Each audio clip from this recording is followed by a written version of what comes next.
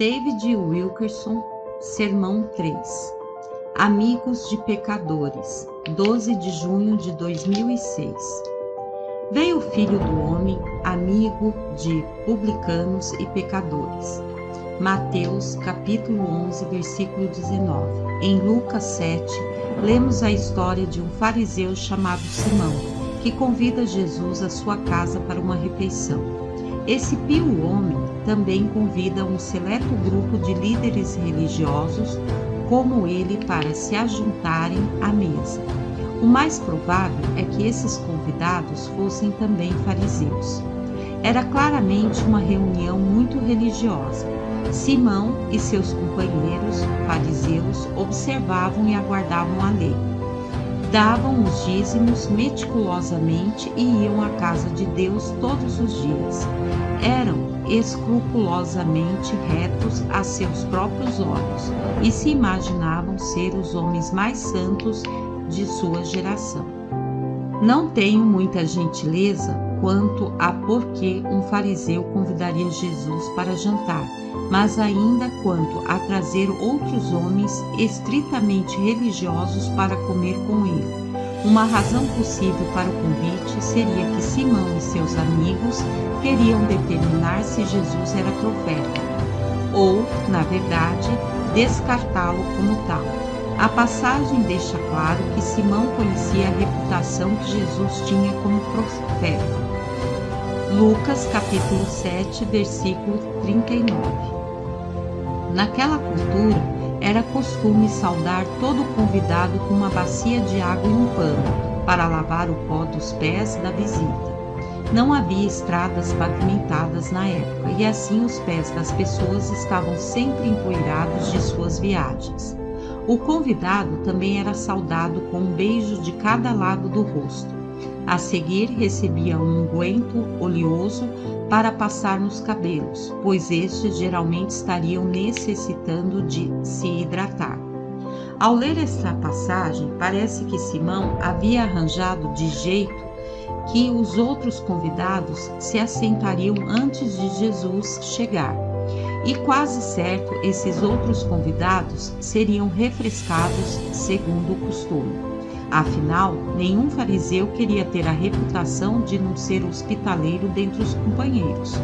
No entanto, a passagem deixa evidente que Jesus não recebeu tal hospitalidade. A única coisa que recebeu quando chegou foi condescendência. Não houve água para lavar a poeira de seus pés, nem beijo de cortesia na face, nem unguento para a cabeça. Lucas, capítulo 7, 44 a 46. Em vez disso, foi levada a uma mesa reclinada como um visitante menor e teve de se reclinar em meio aos demais com os pés ainda empoeirados.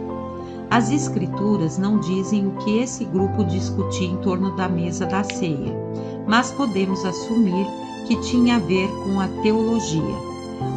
Os fariseus se especializavam nesse assunto e haviam tentado pegar Jesus em outras ocasiões com perguntas fantasiosas.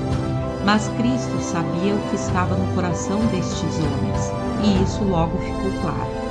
A próxima coisa que lemos é que uma mulher das ruas, pecadora, quebrou a ceia. De algum jeito, essa mulher, já conhecida no meio, passou dentre os empregados da casa e subiu até a mesa onde os religiosos jantavam. Lá, ela chegou aos pés de Jesus, agarrada a um vaso de alabastro com perfume e chorando. Simão e seus amigos devem ter ficado muito abalados para agir. Em verdade, provavelmente ficaram paralisados pelo choque. Eles reconheceram a mulher como sendo uma grande pecadora na cidade. Ela pode ter sido prostituta. Posso imaginar o que esses religiosos começaram a pensar. Que coisa embaraçosa, uma pecadora destas invadindo a reunião de Jesus? Estávamos conversando aqui sobre teologia e de repente essa mulher de rua irrompe desse jeito? A mulher pecadora se ajoelha, envolve os pés empoeirados de Jesus com as mãos e começa a banhá-los com suas lágrimas. Diante disso, os fariseus devem ter respirado fundo, dizendo: "Oh, não! Como Jesus pode permitir que essa mulher o toque? É contra a lei ter contato com qualquer pessoa impura. Ele não deveria nem deixá-la tocar suas roupas. Mesmo assim, está permitindo que uma prostituta pegue os seus pés." Nesse momento, ela faz algo impensável. Ela solta os cabelos. Nenhuma mulher judia decente faria um ato destes em público, mas essa mulher de má reputação usou os cabelos para deixar os pés de Jesus limpos. Finalmente, ela abre o vaso de alabastro e derrama perfume sobre os pés de Cristo. Os fariseus agora ficam indignados, pensando: "Que vergonha! Isso é erotismo. Jesus não pode ser profeta. Se ele fosse realmente enviado de Deus, saberia que essa mulher é má e pararia essa exibição de carnalidade agora mesmo." Em verdade, as Escrituras dizem que foi exatamente isso que Simão pensou. Lucas capítulo 7, 39. Mas Jesus leu a mente do anfitrião e anunciou: "Simão, uma coisa tenho a dizer-te." Capítulo 7, versículo 40. Quero fazer uma pausa aqui para avaliar as palavras de Jesus a Simão. Na verdade, o fato é que após ler essa história várias vezes, fui parado pelo Espírito Santo e ouvi cochichando a mim: "David, uma coisa tenho a dizer-te nesta história." Em realidade, creio que o Senhor tem algo a dizer a todos nós aqui. Me senti estimulado a me colocar nesta história e a examinar a mim mesmo à luz da sua verdade. Imediatamente vi que há dois tipos de espíritos agindo nessa passagem: o espírito do farisaísmo e o espírito perdoador e restaurador de Cristo. Os fariseus deixam fluir um espírito condenatório do tipo: "Sou mais santo do que você." E estavam julgando tanto a conhecida mulher quanto Jesus, mas Cristo manifestou o espírito de perdão e de restauração, e disse a Simão que tinha algo a lhe dizer. Confesso que ao me colocar dentro desta cena, o meu primeiro pensamento foi: claro, tenho o espírito de Jesus, sou amigo dos pecadores. Passei anos ministrando a viciados, alcoólatras, prostitutas, aos piores dos pecadores. Não tenho farisaísmo algum em mim. Ou assim pensava eu. Na verdade, a maioria de nós pensa assim. Não sou esse tipo de crente, eu não julgo as pessoas. Mas é o espírito do farisaísmo que argumenta: não sou como os outros, sou mais justo, mais santo. Às vezes, a maioria de nós permite que a inveja, o ciúme ou a raiva deem impor a nossa opinião sobre os outros. Para mim, a melhor definição de fariseu é aquele que monitora os pecados dos outros enquanto justifica a si próprio. Jesus ilustra isso apontando para a oração do fariseu no templo. Ó Deus, graças te dou porque não sou como os demais homens, roubadores, injustos e adúlteros. Jejuo 2 vezes por semana e dou dízimo de tudo quanto ganho. Lucas capítulo 18, versículo 11 ao 12. Simplificando, o espírito farisaico diz: todos os demais estão no erro. Por toda volta vejo apenas pecado e pessoas fazendo concessões. Mas eu faço certo, sou um defensor da verdade. O que Jesus tinha a dizer para Simão? Cristo contou a Simão uma parábola sobre 2 homens que deviam dinheiro a um credor. Um lhe devia 500 denários e o outro 50. Não tenho nenhum dos dois com que pagar, perdoou-lhes há anos. Qual deles, portanto, o amará mais? Lucas capítulo 7, 41 a 42. Simão parece que entendeu a mensagem. O versículo seguinte diz: respondeu-lhe Simão: suponho que aquele a quem mais perdoou. Capítulo 7, versículo 43. Qual foi exatamente a mensagem de Cristo a esse fariseu? Resumindo, ele estava dizendo a Simão: é você que precisa de perdão. Veja, quando Jesus de início disse a ele: uma coisa tenho a dizer-te, quis dizer: quero mostrar o que está em teu coração. Esse momento em torno da mesa não tem a ver com essa mulher que aqui chegou, tem a ver contigo, Simão. Tem a ver com o espírito que há em ti, com o teu orgulho religioso, a tua arrogância, o teu espírito condenatório, a tua falta de compaixão. Creio que Jesus estava dizendo ao orgulhoso fariseu basicamente: essa mulher assim chamada ímpia conhece as profundidades da depravação. Ela sabe que merece condenação. Ela admite a desesperança e vê a si própria como a pior das pecadoras. A razão crucial para ela ter vindo aqui fazer isso é por estar tão agradecida pela misericórdia e pela purificação. Essa mulher vê o teu desdém por ela, Simão. Ela ouve os cochichos entre vocês todos e sente a tua ira condenando-a. Mas por sua vez ela não te julga. Não, ela te ama a despeito disso. Isso porque ela conhece do que foi perdoado. Ela é capaz de amar a todos, por ter sido tão amada apesar dos seus pecados. Agora ela sente que não tem o direito de julgar os outros. Mas você, Simão, não vê a depravação do teu próprio coração. Você confortavelmente condena essa mulher que se mostra partida, mas não vê que precisa tanto ou mais dessa misericórdia. Você está pensando que ela necessita de muito perdão e você de pouco, mas não é assim. Avalie o que Jesus havia previamente dito aos fariseus: o que sai do homem, isso é o que contamina, porque de dentro do coração dos homens é que procedem os maus desígnios, a prostituição, os furtos, os homicídios, os adultérios, a avareza, as malícias, o dolo, a lascívia, a inveja, a blasfêmia, a soberba, a loucura. Ora, todos estes males vêm de dentro e contaminam o homem. Marcos capítulo 7, do 20 ao 23. Em meus 50 anos de ministério, vi tanta tolice, tanta coisa falsa, tanto mercantilismo do Evangelho e falsas doutrinas. E sei que isso tudo feriu o Senhor. Jesus expulsou os cambistas em seus dias e mostrou que era falso. Mas reservou suas denúncias mais incisivas para o farisaísmo. Os registros dos evangelhos me convence de que não havia nada que Cristo não odiasse mais. A minha oração nas últimas semanas tem sido para que o Senhor mostre o farisaísmo em meu próprio coração. Tenho orado: Jesus, antes de eu pregar outro sermão sobre a situação da tua igreja, antes de eu falar uma palavra sobre os defeitos de outros ministérios, por favor, mostre-me o meu próprio coração. Santo Espírito, poderoso cirurgião, corte fundo o meu câncer e radiografe o meu coração. Mostre-me o orgulho e a dureza do meu próprio coração.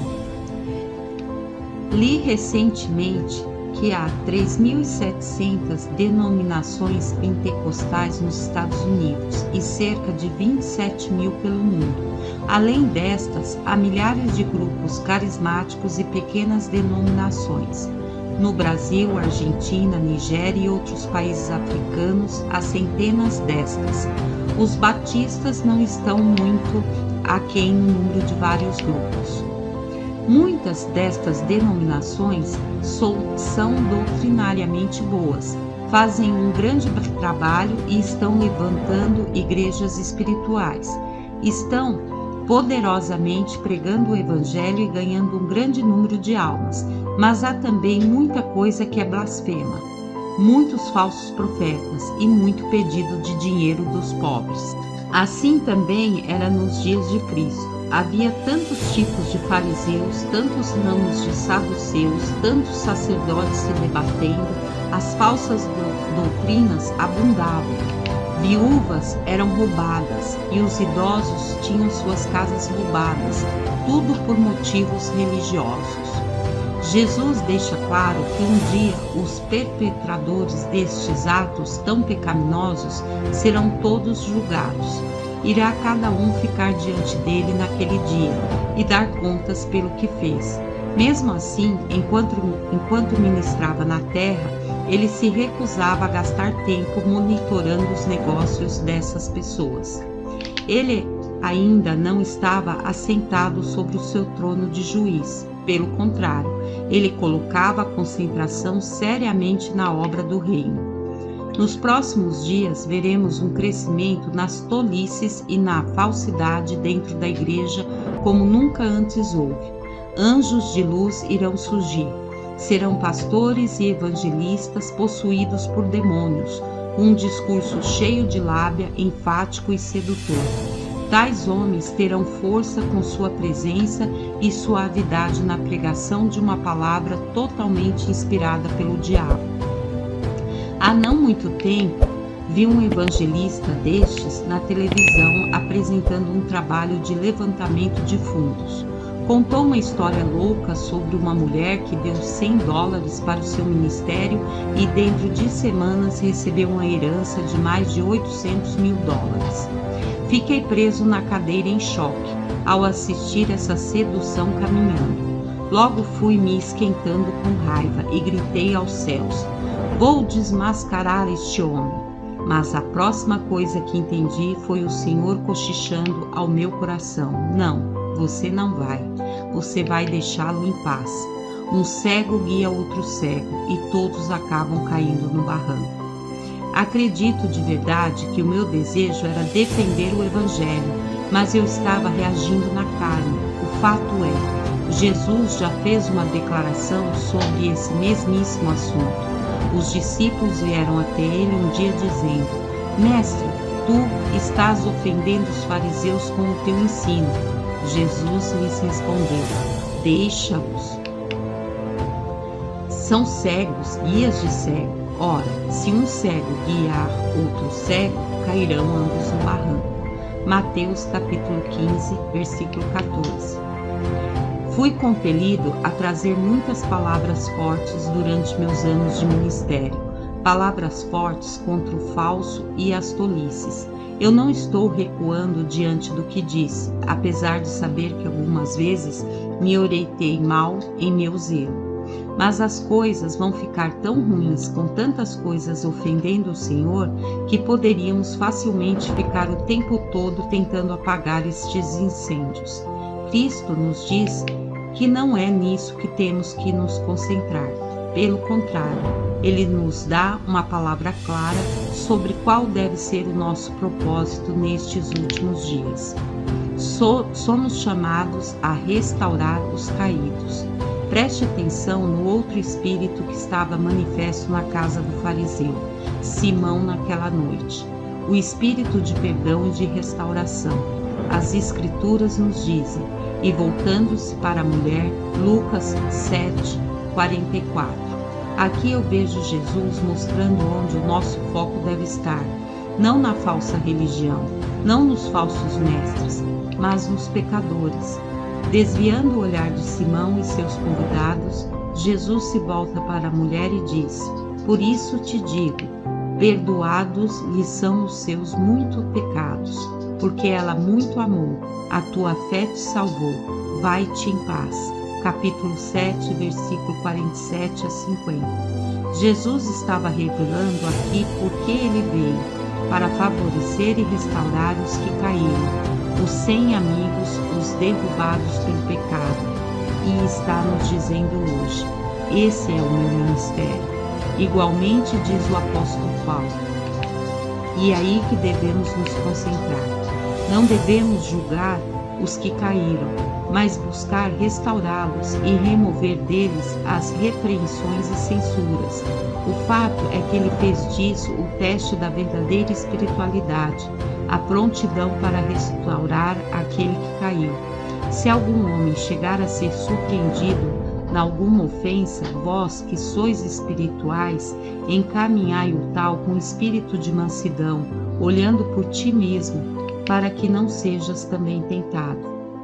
Gálatas capítulo 6, versículo 1. Quando Paulo usa a frase olhando por ti mesmo, está pedindo aos Gálatas para recordarem-se da própria necessidade de que tiveram de misericórdia no passado.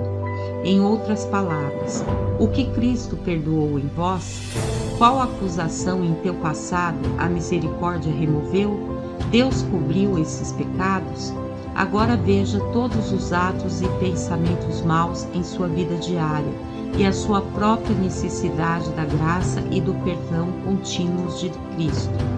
O teólogo João Calvino diz, basicamente, o cristão que julga o pecado dos outros, sendo ele mesmo culpado, é como um criminoso condenado, o qual ascende à cadeira do juiz para condenar um outro. Daí a advertência de Paulo, olhando por ti mesmo para que não sejas também tentado. Paulo, então, rapidamente acrescenta essa instrução sobre o caminhar com Cristo. Levais as cargas uns dos outros, e assim cumprireis a lei de Cristo. Capítulo 6, versículo 2. Qual é a lei de Cristo? É o amor. Novo mandamento vos dou, que vos ameis uns aos outros, assim como eu vos amei, que também vos ameis uns aos outros. João, capítulo 13, versículo 34. A verdade é que o pecado é a carga mais pesada do homem. Não podemos simplesmente fazer vistas grossas ou deixar passar o pecado nos outros, mas há um modo de ajudar a sustentar os outros em suas cargas, e é a correção branda e amorosa. Devemos restaurar os irmãos arrependidos com brandura e amor. Paulo escreve a Timóteo sobre como tratar com os que estão nos laços do diabo, tendo sido feitos cativos. Recomeçando. Paulo escreve a Timóteo sobre como tratar com os que estão nos laços do diabo, tendo sido feitos cativos por ele, para cumprirem a sua vontade. 2 Timóteo, capítulo 2, versículo 26. É importante que compreendamos totalmente o que Paulo está dizendo nesse versículo.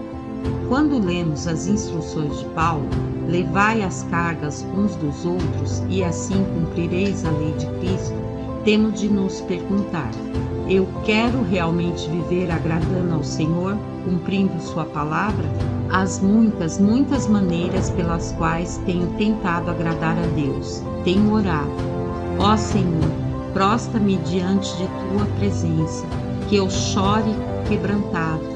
Torna-me contrito, desnude o meu espírito. Não deixe que mornidão alguma me infecte. Dê-me uma paixão maior pela tua palavra. Todas essas coisas são boas, são bíblicas, e fazendo-as nos sentimos bem, pois estamos fazendo coisas que agradam a Deus. Mas Paulo diz: eis aqui o que o Senhor mais quer de nós. Aqui está a sua palavra sobre como cumprir a lei de Cristo. Leve as cargas dos outros, restaure os que caíram. Não consigo tirar de mim essas palavras de Paulo. Elas me deixam perguntando: Senhor, como exatamente levo a carga de alguém? Não dá para eu levar o pecado do outro. Isso é obra unicamente de Cristo. Mas, Senhor, lhe ouço dizer que é isso que desejas. Portanto, isso deve ser algo que eu deveria saber o que é, mas não sei. Qual é a orientação? Eis o que ouço do Espírito Santo. Devo pedir que ele descubra todo o meu orgulho, a minha inveja, todo o meu ciúme, o meu hábito de julgar os outros, o meu zelo enganoso, e devo pedir que me dê o seu espírito de perdão, de contenção e autodomínio. Em resumo, devo buscar o espírito que Jesus teve na casa de Simão. Quando temos esse espírito em nós, isso age como uma força magnética que atrai os que precisam da misericórdia de Deus. É o que atraiu aquela conhecida mulher ao espírito de compaixão de Jesus. Sabemos ser obra do Espírito Santo ganhar e atrair os pecadores a Cristo. Mas por que o Espírito Santo enviaria para nós uma pessoa necessitada de perdão se não temos o Espírito perdoador? O grande evangelista George Whitefield e João Wesley foram dois maiores evangelistas da história. Eram homens que pregaram às milhares de pessoas em cultos ao ar livre, nas ruas, parques e prisões. E através de seus ministérios, muitos foram levados a Cristo. Eram homens que pegaram a milhares de pessoas em cultos ao ar livre, nas ruas, parques e prisões. E através de seus ministérios, muitos foram levados a Cristo. Mas uma disputa doutrinária surgiu entre eles quanto a como uma pessoa é santificada. Ambos os lados doutrinários defenderam suas posições intensamente e algumas palavras fortes foram trocadas, com os seguidores de ambos os lados discutindo de um jeito inadequado. Um seguidor de Whitefield foi até ele um dia e perguntou: "Nós vamos ver João Wesley no céu?" Ele, na verdade, estava perguntando: como João Wesley pode ser salvo se prega um erro desses? Whitefield respondeu: não veremos João Wesley no céu.